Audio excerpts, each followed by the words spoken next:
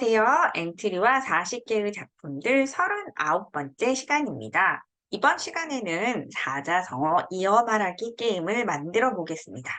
앞에 두 글자, 제시된 두 글자를 보고 뒤에 있는 두 글자를 맞추는 게임입니다. 사자성어를 저장하기 위해서 데이터 분석의 테이블을 직접 만들어 볼 거고요.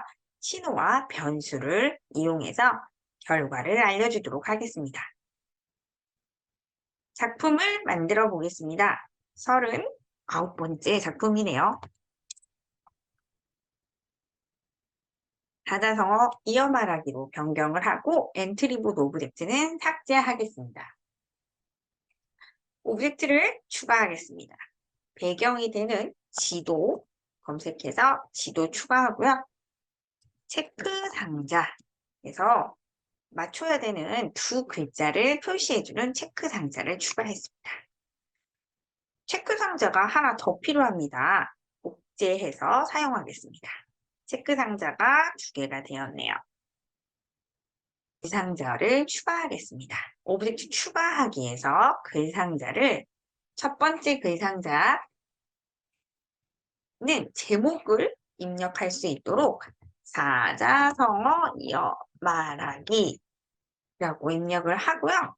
산돌 목각으로 변경하겠습니다. 산돌 목각, 사자성어 이어 말하기, 그리고 배경을 투명하게 입력하겠습니다. 추가하기, 사자성어 이어 말하기, 제목을 한번 입력을 했고요. 글상자를 또 추가하겠습니다. 이번 글상자는 문제로 제시해야 되는 앞에 두 글자가 저장되는 글상자입니다. 산돌 목각을 선택하고요. 산돌 목각, 그리고 글자 내용은 저희는 용두, 샘플로 들어가는 용두라는 이름을 사용하겠습니다. 그리고 배경색은 정렬의 빨간색을 선택하고요. 글자 색은 검은색으로 하겠습니다. 자, 추가하겠습니다. 제시되는 두 단어를 표시하는 글상자를 위치시켰습니다. 그리고 정답으로 맞추는 글자들 두 개의 글상자를 추가하겠습니다. 글상자, 이번에는 샘플로 들어가지만 4라는 글자를 쓸 거고요. 산돌 목각에 배경을 없음으로 해서 추가하고요. 크기도 화면에 맞춰서 크기를 조절해 주겠습니다. 이제 마지막으로 마지막 글상자 산돌 목각으로 입력하고요. 용두사미라는 또 한자 성어 샘플을 보여주겠습니다. 배경은 없게 해서 추가하겠습니다. 마지막 글상자를 이제 위치를 이동시키겠습니다. 이렇게 용두사미 샘플로 보여줄 수 있는 글상자를 모두 추가하였습니다. 변수를 추가하겠습니다. 속성의 변수, 변수 추가하기, 선택 문제라는 데이터 테이블에 몇 번째를 가리킬지를 정의하는 변수입니다. 그리고 신호를 추가하겠습니다. 신호 추가하기에서 문제를 시작할 때 시작이라는 신호, 그리고 하나 더 추가해서 정답을 맞춘 경우에 정답이라는 신호 두 개를 추가했습니다.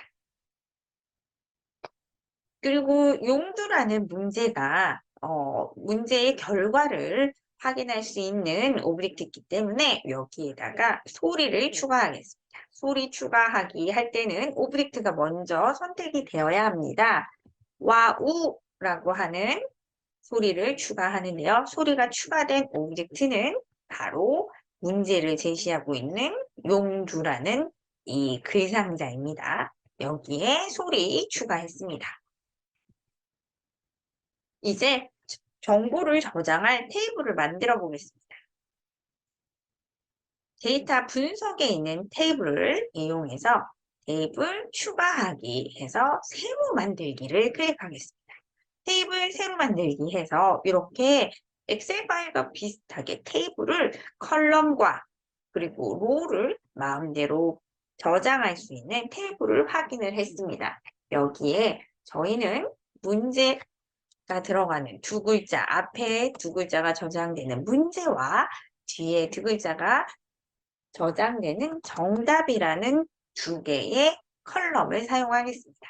문제는 자유롭게 입력을 해주십시오.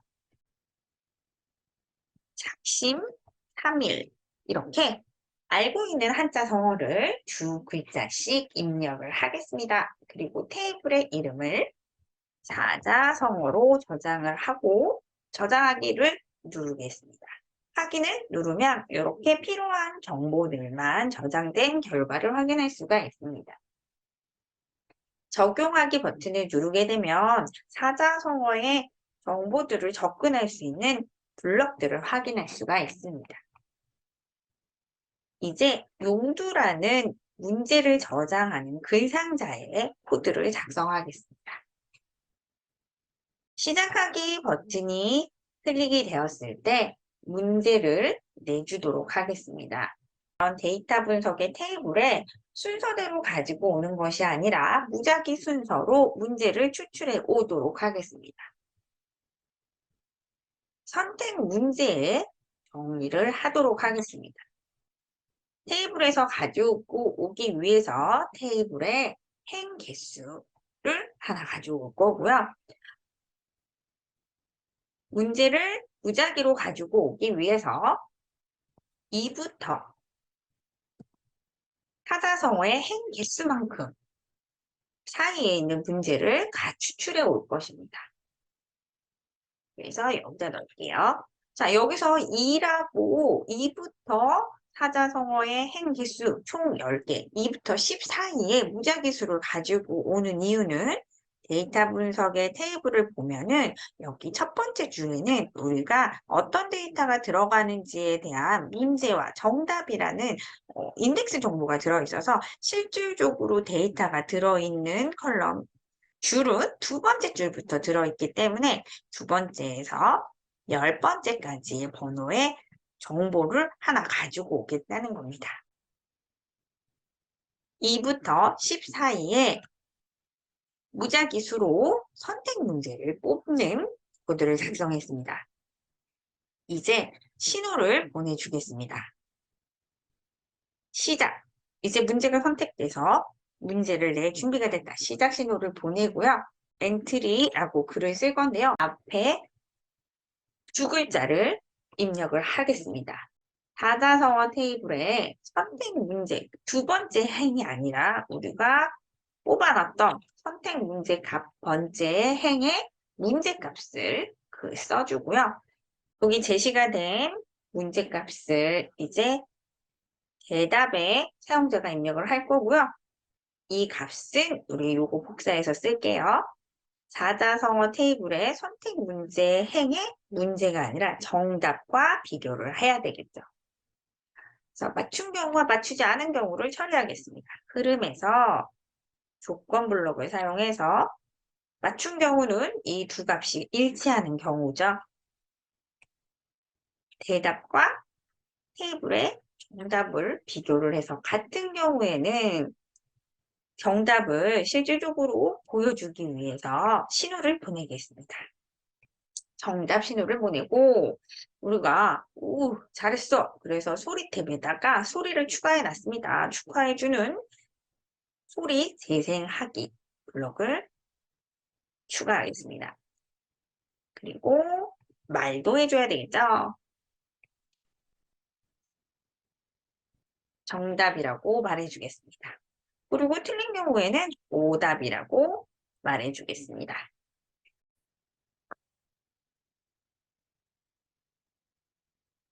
정답을 표시해줄 4글상자를 코딩하겠습니다. 두 가지 신호를 받은 경우에 표시할 건데요. 하나는 시작 신호를 받았을 때, 그리고 정답 신호를 받았을 때 표시하겠습니다. 글상자에서 뭐뭐라고 글쓰기 가져올 거고요. 시작할 때는 문제의 정답을 알지 못하니까 물음표로 표시해 주고요. 정답 신호를 받았을 때는 데이터 분석의 테이블에 정보를 가져오겠습니다. 선택 문제 값에 정답의 값 중에 첫 번째 있는 값을 표시해 주겠습니다. 그래서 용두 3이면 4라는 첫 번째 글자만 요 앞에 표시해 줄 거고요. 이제 두 번째 글자를 표시해 주는 미 글상자도 동일하게 작성하겠습니다.